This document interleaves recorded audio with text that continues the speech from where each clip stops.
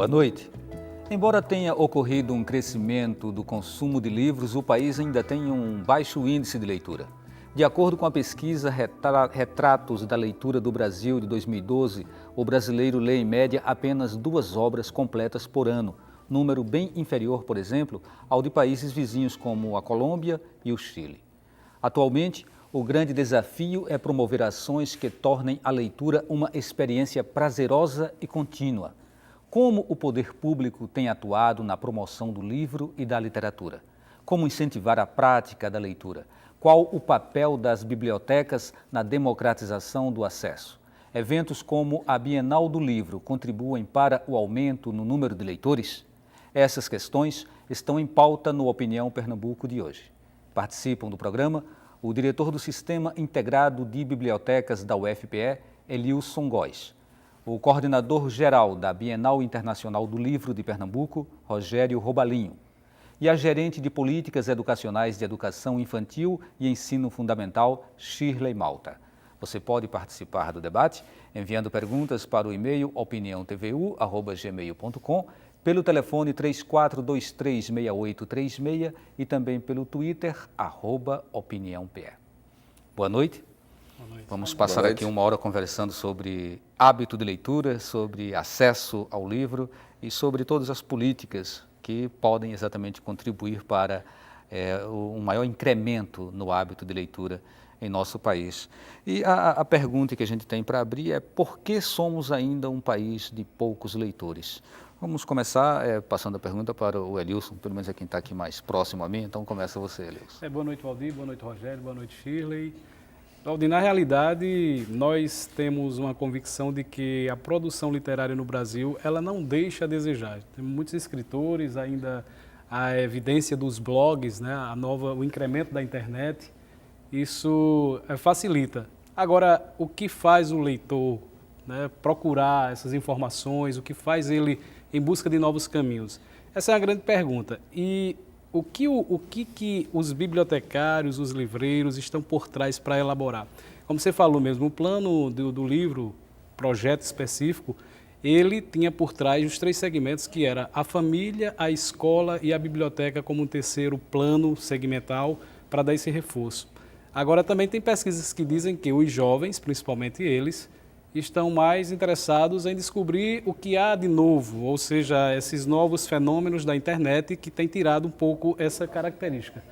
Mas isso também é uma questão peculiar à nova geração que está sem o hábito familiar também. Quanto menos a família está interessada no hábito de leitura, isso aí reflete na própria condução do ser humano e possivelmente na cidadania. Que aí Paulo Francis dizia que quem não lê, obviamente não pensa, e torna-se-á um servo pela eternidade. Talvez boas pesquisas qualitativas possam apontar essas causas, né? E não sei qual o nível das pesquisas que nós temos que possam contribuir para se ter um entendimento, né, do que faz com que o nosso país ainda seja um país de poucos leitores. Qual a sua opinião, Rogério Robalinho? Boa noite, Valdir. Boa noite, Elilson. Boa noite, Shirley. Boa noite, telespectadores.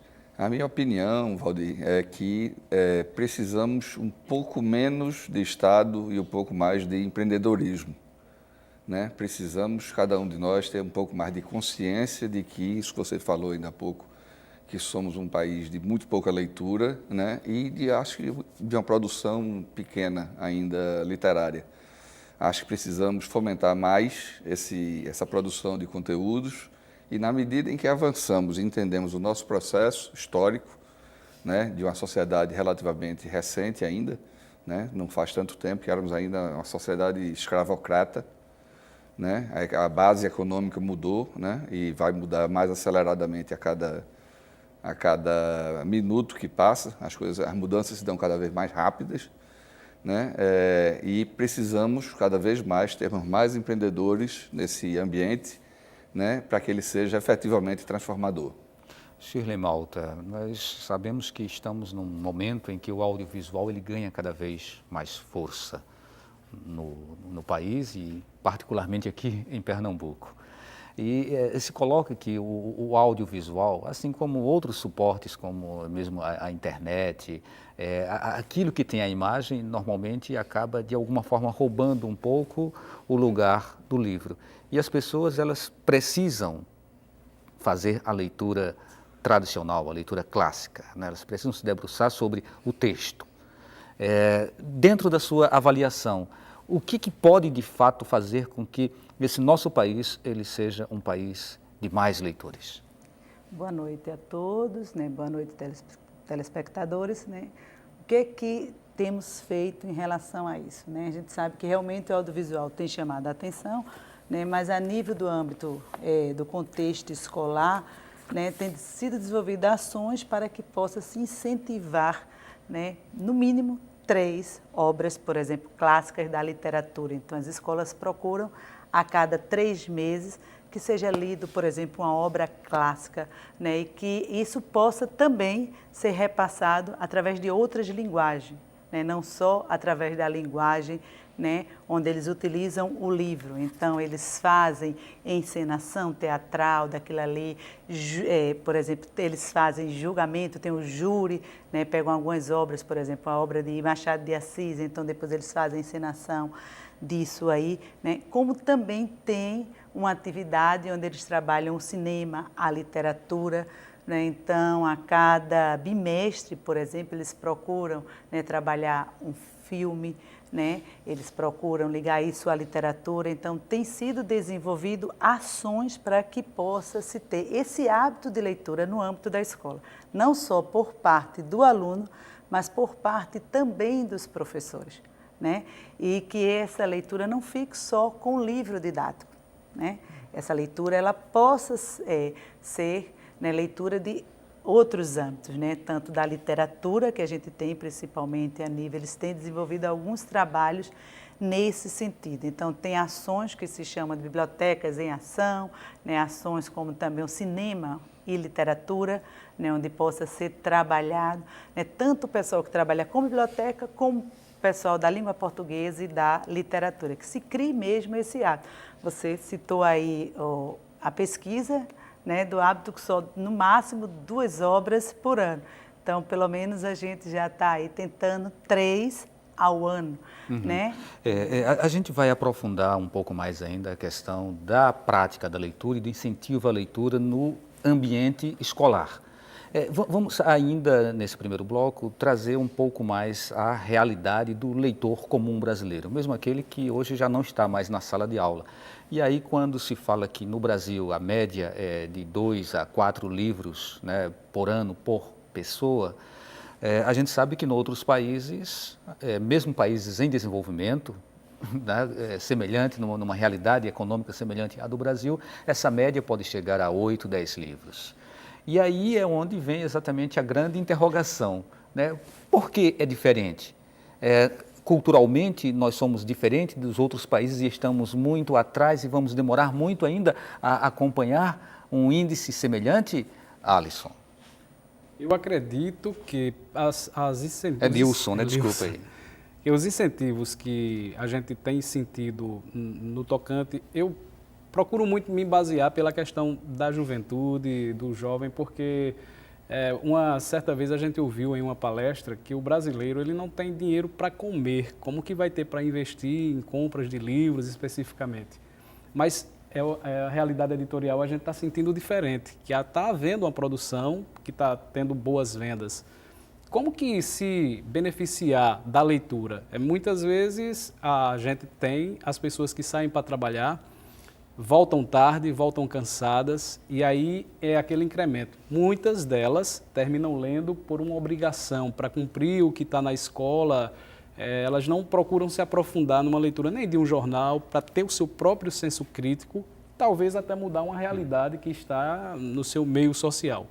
Agora, também a gente não pode esquecer que as universidades, no caso, estou falando como gestor de bibliotecas universitárias, a Universidade Federal de Pernambuco, por exemplo, ela tem investido maciçamente na compra de livros físicos, sem esquecer o livro eletrônico, que tem sido a grande vedete para muitos, né? É o livro do futuro. o livro do futuro. E aí se trata uma perspectiva que a biblioteca que a gente quer não é a biblioteca futurista, mas é que ou você se adequa a essas novas tecnologias ou vai ficar de fora. Então, como incentivar isso? Se você aproveita a tecnologia para poder trabalhar toda essa expectativa de desenvolvimento literário, e a gente tem o domínio público com uma centena de obras literárias brasileiras, clássicos como Machado de Assis, entre outros, com músicas, porque há quem diga que a leitura ela só não é feita através da lida de um livro, ela pode ser através de uma audição, e aí tá os e-books, os audiobooks, para as pessoas deficientes. Do ponto de vista de formação intelectual, o senhor considera que seja o mesmo efeito, o mesmo resultado, um livro lido ou um livro escutado? Sim, por dois motivos. Primeiro que o livro lido, ele tem uma percepção daquele momento do leitor para uma realidade que ele vivencia. Há um audiobook, no caso, que vai direcionar para uma pessoa que não tem a vivência visual de mundo, mas ela tem aquela concepção através do tato, de outros sentidos. E ela pode, através da palavra, ela também assimilar esses conceitos que nós tanto evidenciamos no mundo real. Eu não vejo diferenciação. Se fosse assim, nós não tínhamos pessoas tão inteligentes com o que a gente pode dizer que é deficiência, e para muitos não é deficiência. Talvez até a deficiência esteja em nós, que temos todos os sentidos completos e eles não.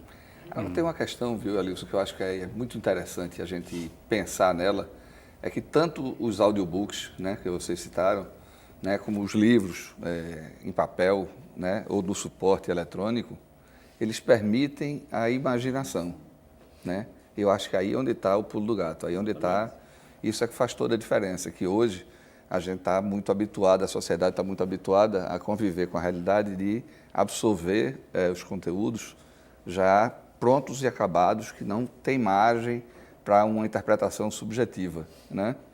E tanto os audiobooks quanto os livros, eles têm essa possibilidade de linkar a gente com o mundo da nossa imaginação.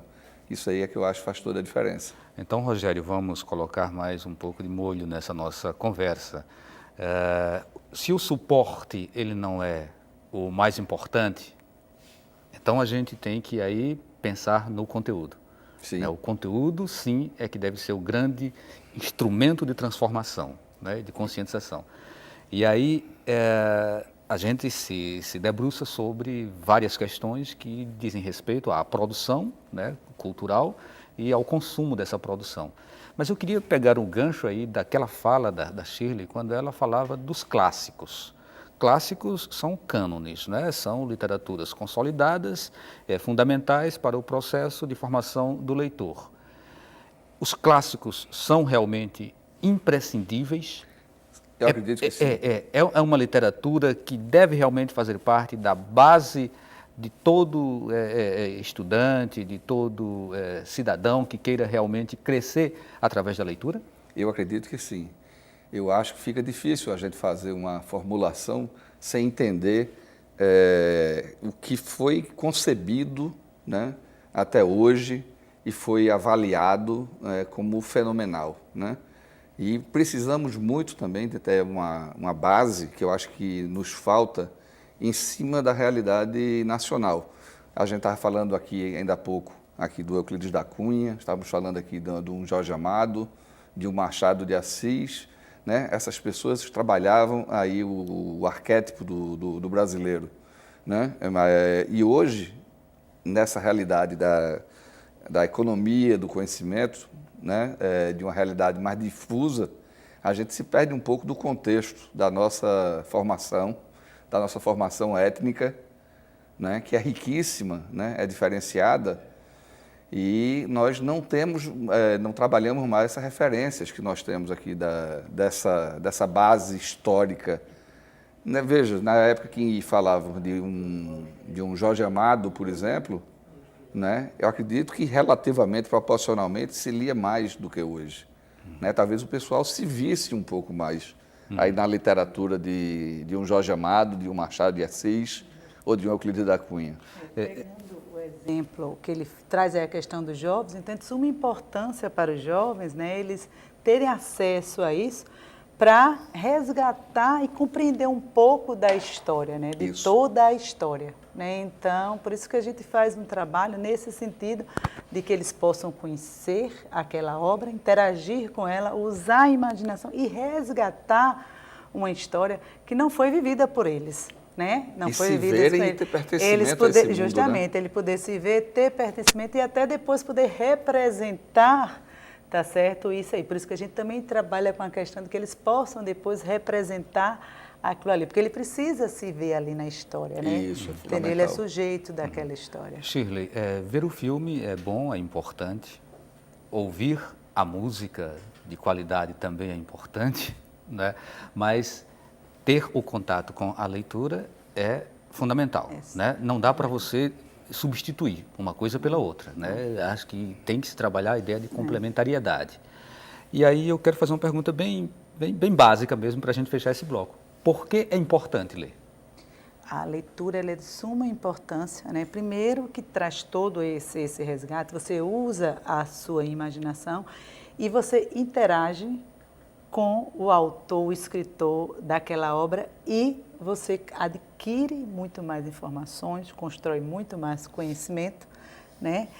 Certo? Nesse sentido aí. Então, a partir do momento que eles interagem com aquela leitura, eles enriquecem, tá certo? O vocabulário, né? Eles desenvolvem muito mais a sua cognição, tem muito mais subsídio para poder argumentar, contra-argumentar com aquela situação ali, entendeu? Com aquela temática que está sendo ali. Então, a gente vê nitidamente uma diferença, tá certo? Principalmente nos argumentos e fundamentos que essas pessoas têm quando elas se apropriam muito mais daquelas leituras. Então, na maioria das vezes, quando elas se apropriam daquilo que ela leu, tá certo? Os argumentos delas vão estarem sempre fundamentados, né? Elas são muito mais ricas. Precisamos fazer o nosso primeiro intervalo, daqui a pouco a gente continua essa nossa conversa. Lembrando que você pode participar do programa enviando perguntas para o e-mail opiniãotv@gmail.com, pelo Twitter @opiniãope e também pelo telefone 34236836. A gente volta daqui a pouco.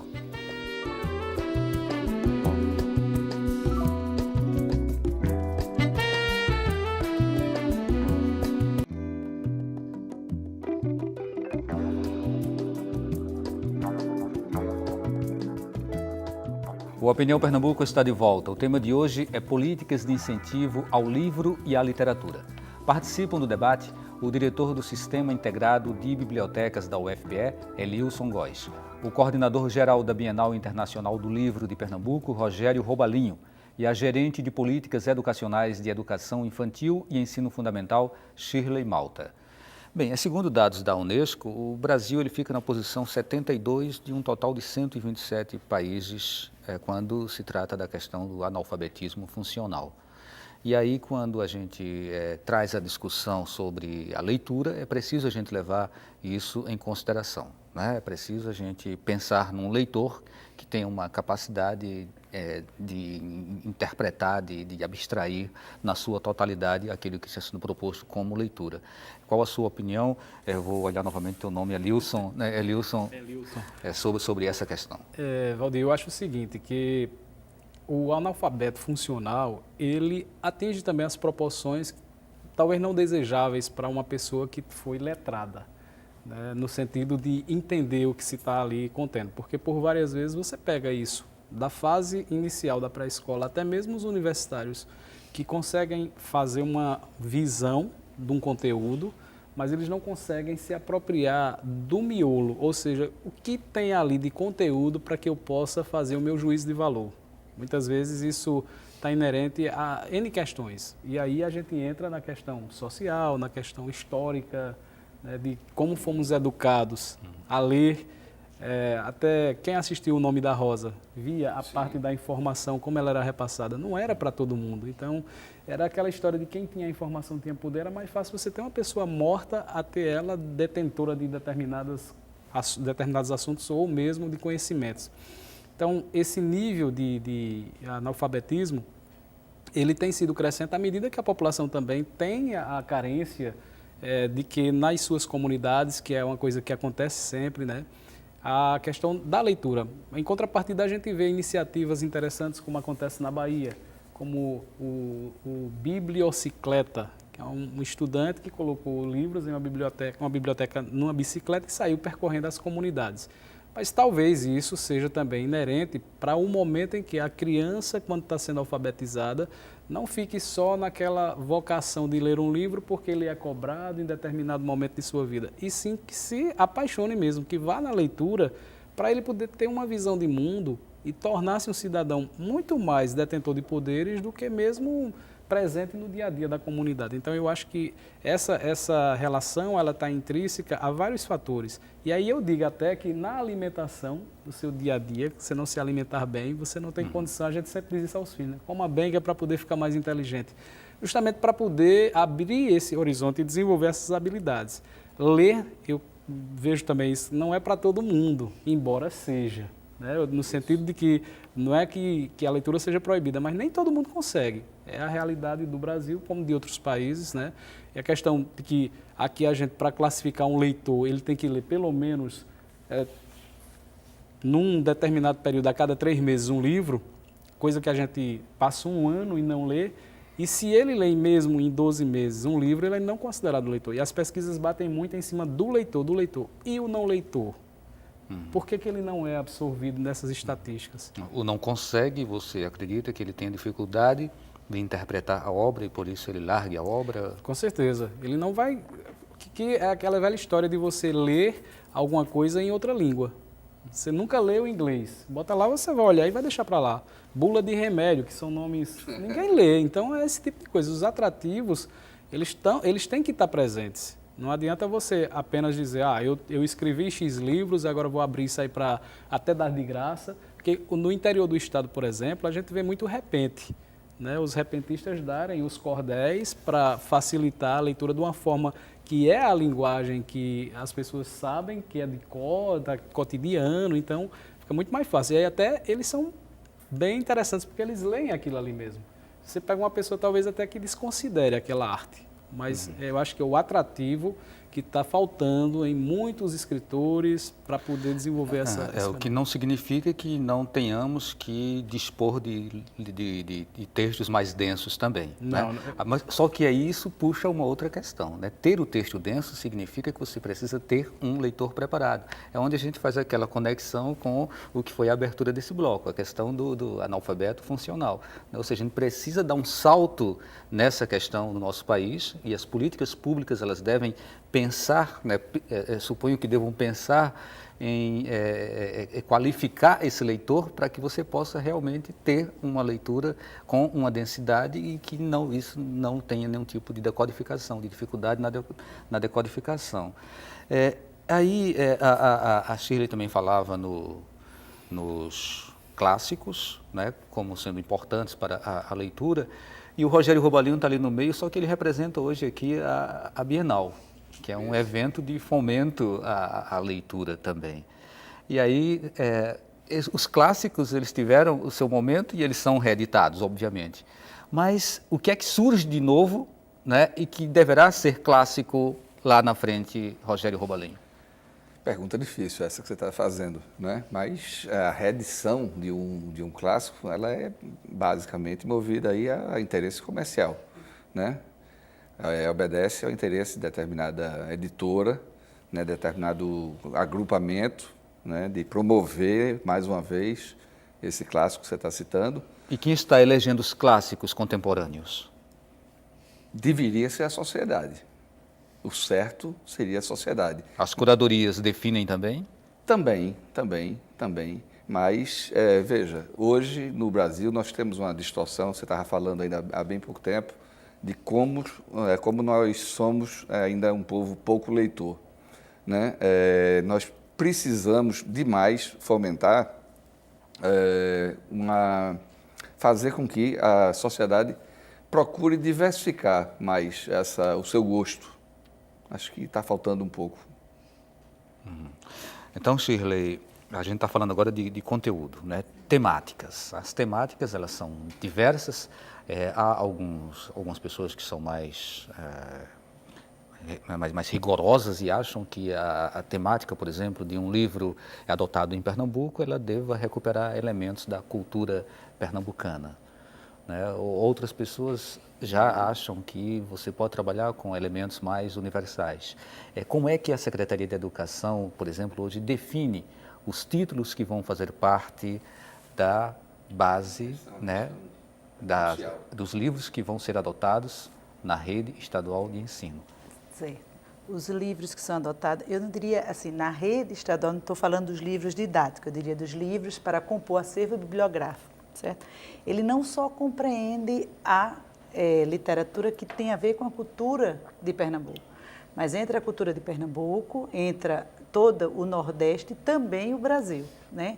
Porque eles têm toda uma diversidade que eles precisam trabalhar, né? Então, esses livros, para serem adotados e compor acervo, ele passa por toda uma equipe técnica, pedagógica, que faz toda uma análise, todo um parecer sobre aquela obra que está ali, tá certo? E para ela fazer parte daquele acervo da Secretaria da Educação. Quando eu digo Secretaria da Educação, eu estou tratando não só das bibliotecas escolares, né, mas como também das bibliotecas especializadas que tem nas regionais, que tem na própria Secretaria da Educação, as bibliotecas comunitárias, né? Então a gente tem que atender não só àquela cultura que é a nossa, mas a outras culturas também. E todos os professores, não só o pessoal que está na biblioteca, mas todos os professores, tá certo? Eles se utilizam daquelas obras que estão ali, daquele material que está ali, aquele acervo bibliográfico que está ali. Então, é passado por um parecer. Através da Lei 8666, né? Entendeu? A lei da exigibilidade. O autor pernambucano, ele ocupa que espaço hoje nessa distribuição? Na realidade, quando o livro ele passa por esta análise dos técnicos, né? Então, ele passa por uma análise desde do material, das figuras que estão ali, da diagramação, né? E do conteúdo que aquele livro está ali querendo passar, né? Então, toda essa análise, não existe um percentual, né? Existe o percentual do seguinte, do público que vai atender. Então, por exemplo, hoje na rede estadual nós só temos, né, basicamente do 6º ano do ensino fundamental ao 3º ano do ensino médio, onde a gente pega também os cursos técnicos, os cursos regulares do ensino médio e do ensino fundamental, o magistério. Então, são livros voltados basicamente para aquele público. Então, não tem um percentual de assim, tantos por cento. Lógico que todos que são de Pernambuco, né, eles vão passarem. Então, por exemplo, nós temos a companhia, né, de editorial de Pernambuco, todos os livros que são editados lá, esses automaticamente já vai um percentual para a rede, né, e os demais revistas. Então, aquele público ali que, vamos supor, está no ensino fundamental, tá certo? Que livros seriam independentes se tá certo? Se é da cultura pernambucana, se é da cultura nordestina, se é da cultura. Agora, lógico que isso é valorizado. Então, como ele disse, por exemplo, se a gente for para alguns municípios, né? Se a gente for ali para, por exemplo, Petrolina, que tem muito cordel, né? Aí ele vai fazer parte, né, do material desse acervo. Eu queria aproveitar a oportunidade, assim, né, que está aqui entre vocês dois, que representam o poder público, né, para tentar entender se existe algum peso editorial aí nessa aquisição, nessa movimentação. Isso deve entender um pouco da editora, né? A, B, C, Z, isso é uma coisa que existe, Na é um rede peso. estadual não existe, isso não é peso, né? Se é da editora A, da editora B, da editora C, não existe isso, certo? O que existe realmente é o conteúdo, é esse parecer mesmo técnico-pedagógico, independente da editora. Shirley, certo? vamos então prestar um serviço. Esse caminho para submeter a obra a uma análise técnica da Secretaria de Educação, ele se dá exclusivamente pelas editoras ou os autores independentes também podem procurar? Os autores podem procurar, certo? Né? E as editoras também, certo? Elas podem procurar. Elas não procuram uma gerência específica, uma secretaria executiva. Ela procura o gabinete, o próprio setor do secretário de Educação, tá certo? Ela procura E aí eles encaminham oficialmente a obra, né, em um ofício, e aí isso vai ser distribuído por toda a Secretaria de Educação, as secretarias executivas que respondem aquilo ali. E eles vão sofrer um parecer, e esse parecer pode ser favorável ou não favorável para a clientela, tá certo? Da Secretaria de Educação, o qual a gente atende, né? Então, não importa se é a editora, entendeu? A, a editora B, não. Mas há um grau de subjetividade na escolha. Isso aí não, de imediato não é olhado. Está entendendo? Isso aí não é olhado. Rogério, Tá e na Bienal? E para entrar na Bienal? Né? Agora você muito mais fácil. Agora você vira vidraça. Na Bienal é muito mais fácil, né? Quando terminamos uma Bienal, automaticamente já iniciamos a subsequente, né? E buscamos fazer com que o mix dos expositores ele seja o mais disseminado, mais múltiplo que existe. Nós vamos buscar as pequenas editoras do Brasil afora, mundo afora, né? E catequizamos elas e fazemos de tudo para que haja essa pluralidade, né? Para que o leitor, ao ir à Bienal, ele encontre uma diversidade bibliográfica considerável, né? Porque existe uma dificuldade muito grande hoje em dia quando nós procuramos uma livraria cultura ou uma livraria Saraiva, e fica difícil, né, a gente encontrar outras livrarias pequenas, como já existiu tanto, né, livrarias de bairro aqui no Recife e no resto do mundo, hoje já não existe tanto. Então, o que é que ocorre? Nessas livrarias, nós encontramos muito os blockbusters, né, que as grandes editoras fomentam e nos seus esquemas de distribuição, trazem isso daí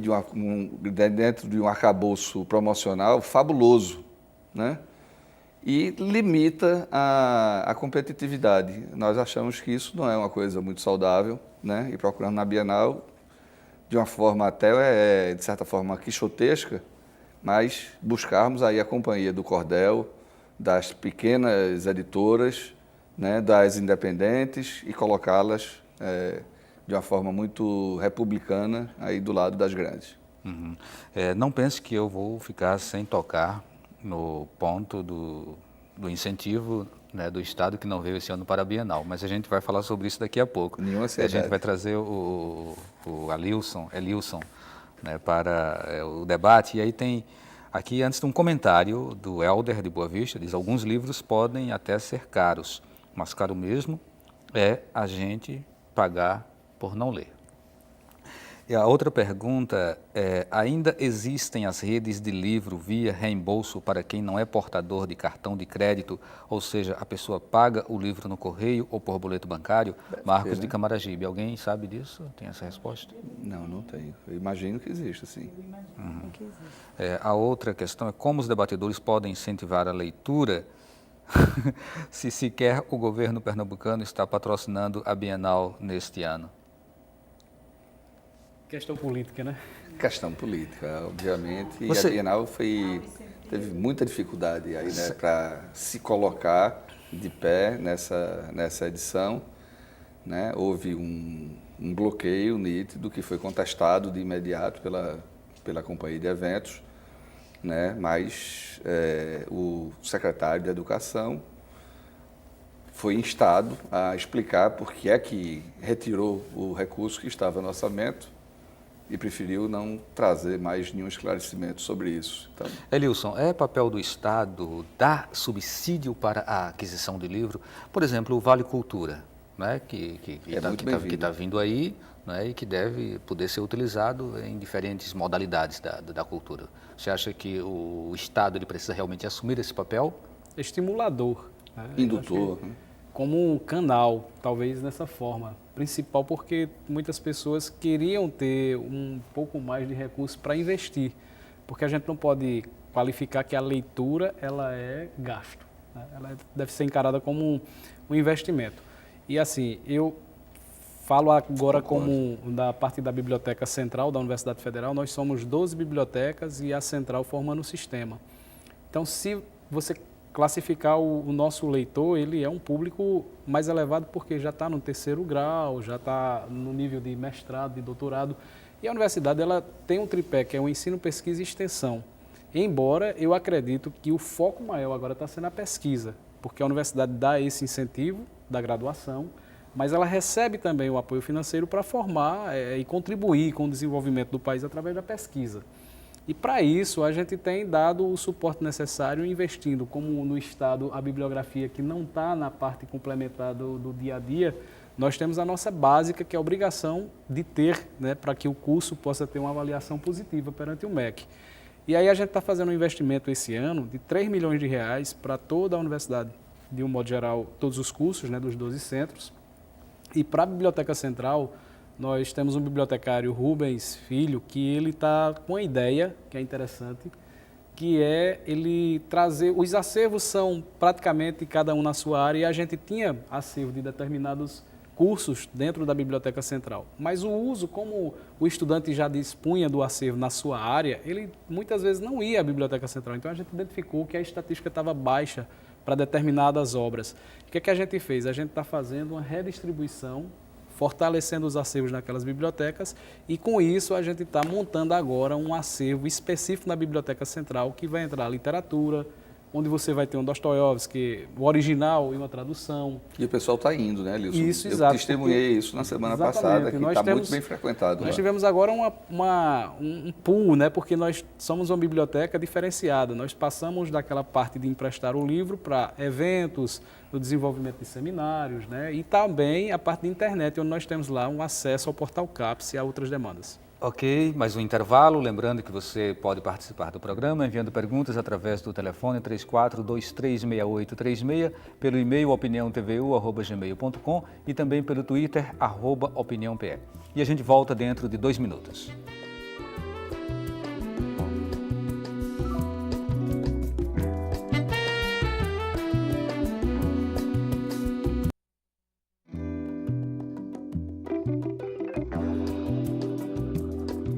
O Opinião Pernambuco está de volta e o tema de hoje é políticas de incentivo ao livro e à literatura. Bem, o professor Ezequiel Teodoro da Silva, ele é editor do portal Leitura Crítica e ele afirma que no Brasil temos uma política de aquisição e distribuição de livros que vem custando uma nota aos bolsos dos contribuintes, mas não temos uma política de leitura. Isso é um comentário que eu gostaria que vocês comentassem. Falar, a política, ela é cíclica, né? Ela obedece um ciclo. E fica difícil de você estabelecer uma política pública duradoura, né? Entendendo que as eleições mudam, e é bom que seja dessa forma. Né? Então, mais uma vez, cabe aí à iniciativa privada, ao ambiente de empreendedorismo, buscar a validação junto com o poder público, né?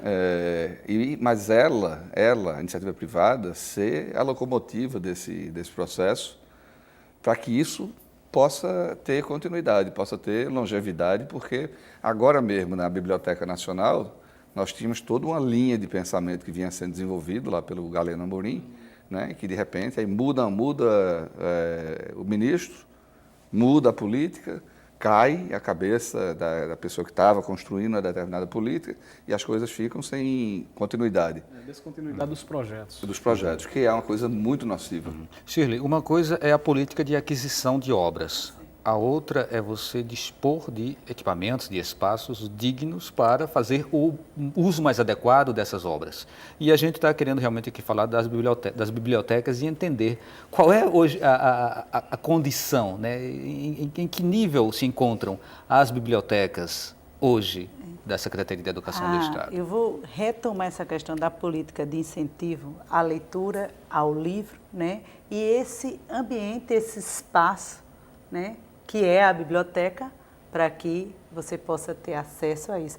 Eu estou dizendo que vou retomar porque, assim, a política não se passa só, por exemplo, a questão de um bônus para que se tenha a aquisição desse livro, né? Então, por exemplo, precisamos ter também uma política desses ambientes pedagógicos, que são as bibliotecas, estarem qualificados, né? Estarem qualificados. E estão?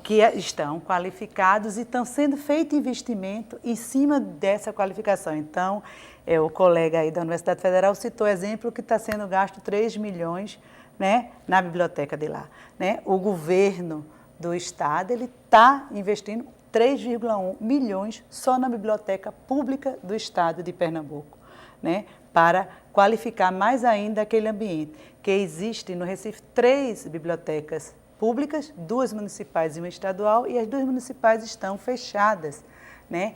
E aí todo esse investimento está sendo feito, né? Porque ela é bastante visitada, né? Além disso, tá certo? As nossas bibliotecas, né? Nós só temos exatamente hoje, diria você assim, 10% das nossas bibliotecas escolares, né, que não estão da forma que se gostaria. Então, as políticas estão sendo em termos de formação para aquelas pessoas que estão na biblioteca, para que eles sejam mediadores de leitura, né, essa qualificação desses ambientes pedagógicos, e um deles são as bibliotecas, né, como também um monitoramento e um acompanhamento de tudo isso. Uhum. Né? Então, esses investimentos que têm sido feitos, né, e gasto nesse sentido.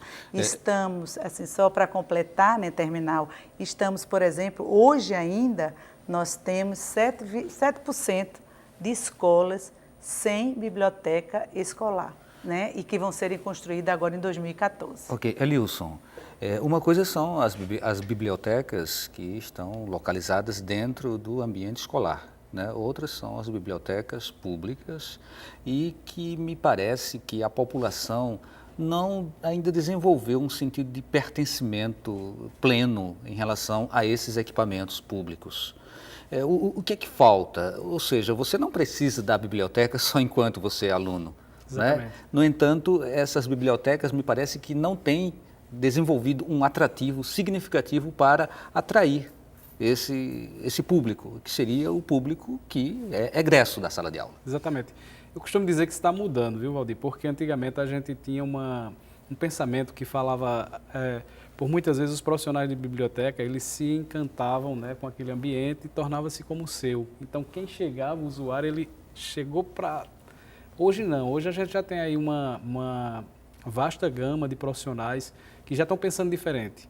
Estão pensando que como sujeito ativo do processo, que antigamente você era tido como passivo, aguardava o leitor, o usuário vir para solicitar alguma coisa, e isso aí foi durante muito tempo. Então esse processo ele está sendo modificado. No caso das bibliotecas universitárias, que é a minha área, a gente sente que mesmo a comunidade ela pode frequentar. Agora, como é que essa comunidade hoje está frequentando? Muitas vezes vai atrás de um livro, de um jornal, mas em grande maioria a comunidade quer um ambiente para estudar para concurso, quer um ambiente para ela poder passar uma tarde prazerosa, até a gente pode dizer assim, e esse incentivo a gente está começando a também modificar lá, dando um projeto que a gente vai incluir lá, que é o Cine BC, que não são filmes de televisão, mas são filmes clássicos que as pessoas podem assistir e se sentir motivadas, né? Além disso, nós temos o Memorial Denis Bernardes, que ele é voltado especificamente para um público mais ativo à pesquisa, que são mais de 90 mil documentos, tem cartas do conselheiro João Alfredo, da Faculdade de Medicina, os arquivos da TVU, de áudio, também de a Rádio Universitária AM, os discos da Rosenblick, as coleções. Então, são coisas que você termina tendo que demonstrar para a população, porque ela é a grande vocacionada para aquele determinado ambiente. Olha, nosso tempo já está ficando apertado, e aí vamos tentar trazer as respostas de uma forma mais rápida. Tem aqui um comentário de Marco Calela, de Rio Doce. As bibliotecas teriam condições de estimular a prática da leitura, tendo de uma maior preocupação em convocar as pessoas. Poderiam ter, por exemplo, um departamento através do qual poderiam ser criadas estratégias que visassem atrair o público leitor. Dessa forma, não seriam apenas um armazém de informações que poderiam ser processadas. Essa é a opinião dela, é bem colocado, tem a ver exatamente com aquilo que a gente conversava agora há pouco. Um comentário de Maurício Santos, da Cidade Universitária. Há poucos leitores no Brasil por conta do alto valor dos títulos estipulados pelas editoras. Você concorda, Rogério? Olha, eu acho que o valor de capa dos livros poderia realmente ser mais baixo. Acho que hoje a gente vê com muito bons olhos chegar essa política compensatória daí do governo federal, através do Vale Cultura, acho que chega em muito boa hora, né, para trazer a literatura aí para a cesta básica do cidadão. Nós, da Bienal, construímos uma revista, buscando, dentro de uma parceria com o Poder Público do Estado, né, colocar essa revista dentro da rede pública e privada de ensino, levando conteúdos pernambucanos produzidos aqui. Né? Mas isso não foi possível. Era uma forma muito interessante de valorizar essa produção, né? E escoar esses conteúdos. Acho que são coisas assim que devem ser buscadas através de práticas empreendedoras, né, que precisam ser estimuladas para fazer com que mais e mais pessoas empreendam, desenvolvam um ambiente de livre leitura e literatura. Marcílio Monteiro de Camaragibe, ao meu ver, a importância da leitura em todos os seus aspectos, benefícios e riqueza, ainda não tem sido tratada de uma maneira aprofundada, sistemática e contínua. Existem muitas obras de pesquisadores que tratam com competência e critério científico desta temática de grande relevância. Por exemplo, como ler um livro de Mortimer Adler.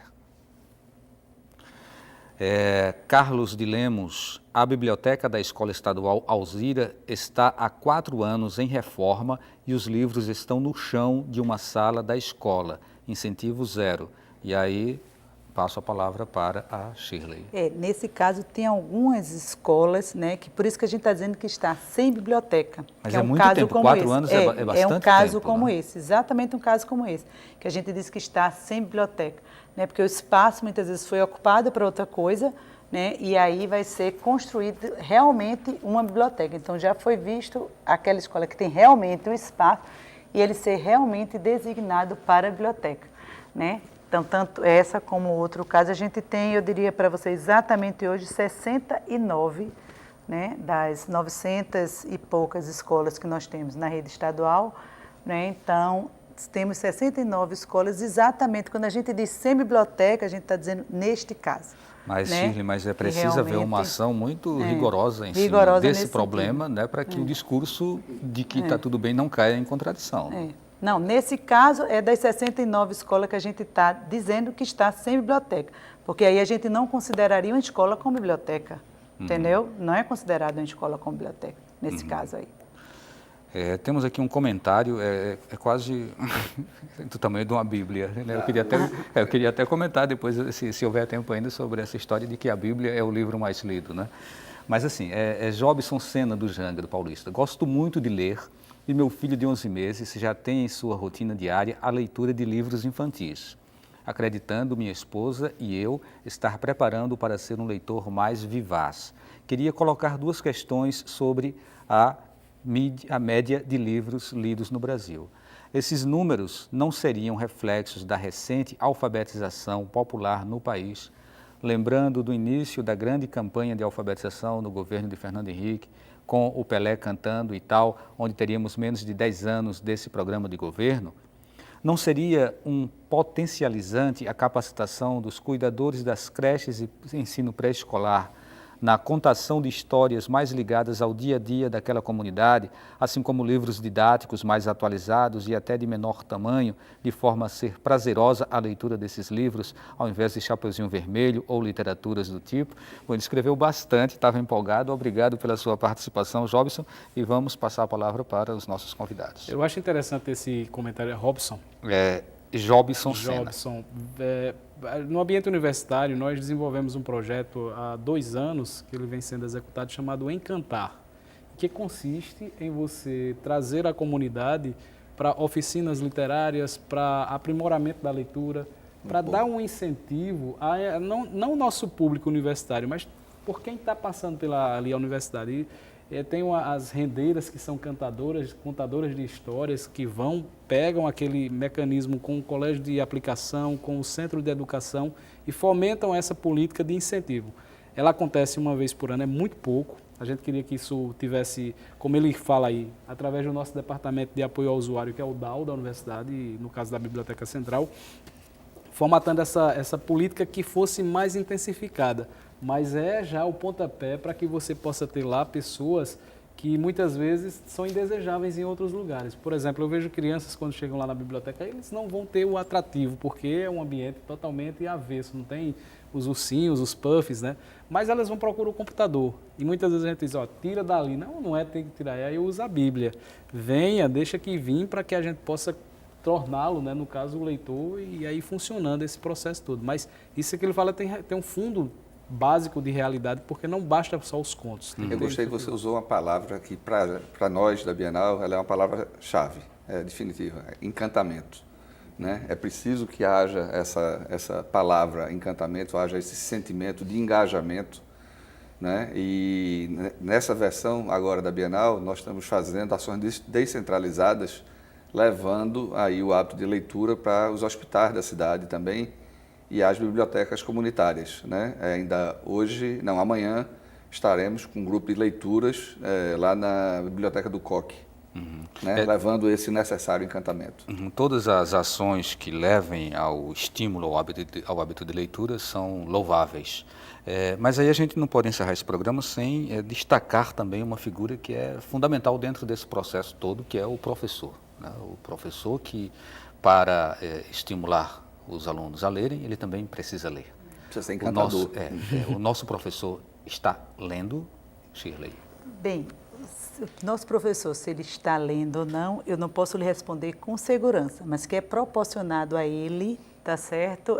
Instrumentos de leitura, não só o livro, né? Então, todo professor da rede estadual, ele recebe, né, diariamente o jornal, né? Eles recebem a revista, que é a revista Nova Escola, né? É distribuído também para todas as escolas aquela revista Retratos do Brasil. Então, a gente está falando aí da questão do livro, mas aí assim, a questão que é disponibilizada para ele, leituras, né? Como a leitura de jornal, a leitura de revistas também, né? E o ambiente da escola, tá certo? Ele tem material suficiente para isso. E a questão do livro didático, tá certo? Aí eu vou entrar também na questão do livro didático, né? Então, é feito um trabalho com todos os professores de análise desses livros, discussão desse livro, para que ele não seja escolhido de qualquer forma, entendeu? Então, isso é feito em todas as áreas, né? Nesse sentido. Então, eu diria que isso é um incentivo, né, para esses professores. Agora, se eles estão lendo diariamente, tá certo? Eu não posso lhe assegurar, porque eu não estou com eles aí para poder assegurar isso, né? Então, rapidinho que nosso tempo, o pessoal falou que já encerrou nosso precisamos nos unir todos, né? Universidade Federal, Governo do Estado, iniciativa privada. Leitores, professores, né, sociedade, né, em geral. E conquistar a população, porque é o veículo de difusão do conhecimento humano por natureza, é o livro. Ok, muito obrigado, Shirley, obrigado a vocês. Obrigado a você também em casa que nos acompanhou, e o Opinião Pernambuco de hoje fica por aqui. A todos, uma boa noite.